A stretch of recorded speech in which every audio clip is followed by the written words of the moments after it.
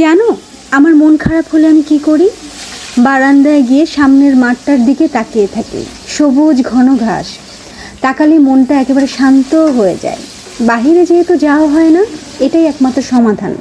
আর এই মাঠটা হওয়ার আগে এখানে একটা ছোটোখাটো কলা বাগান ছিল, আর পাশে একটা পুকুর ছিল। তখন মন খারাপ হলে আমি কলা বাগানের দিকেই তাকিয়ে থাকতাম। বিশাল বড় বড় কলা গাছ, অনেক কলাও হতো, বিচি কলা। যেহেতু জমির মালিক এখানে থাকেন না, আমার ভাই মাঝে মাঝে কলা পেড়ে নিয়ে আসতো। যেখানে শহরে দালানের গা ঘেঁষে দালান হয়, সেখানে তো এমন সুন্দর একটা কলা গাছ আশাই করা যায় না।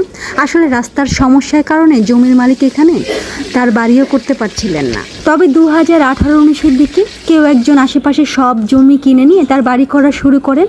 মনটা ভীষণ খারাপ হয়ে যায়। এই কলা বাগানটা আর থাকবে না, বাড়ির সামনেই একটা বিশাল দালান উঠে যাবে। তবে তিনি দালান করেননি, ডুপ্লেক্স বাড়ি, আর সামনে বিশাল মাঠ। মাঠটা প্রথমে কাঁচা ছিল, তিনি বালি ফেলেন, আর 1 মাসের মধ্যেই মাঠটা সবুজ ঘাসে ছেয়ে যায়। ভীষণ ভালো লাগে।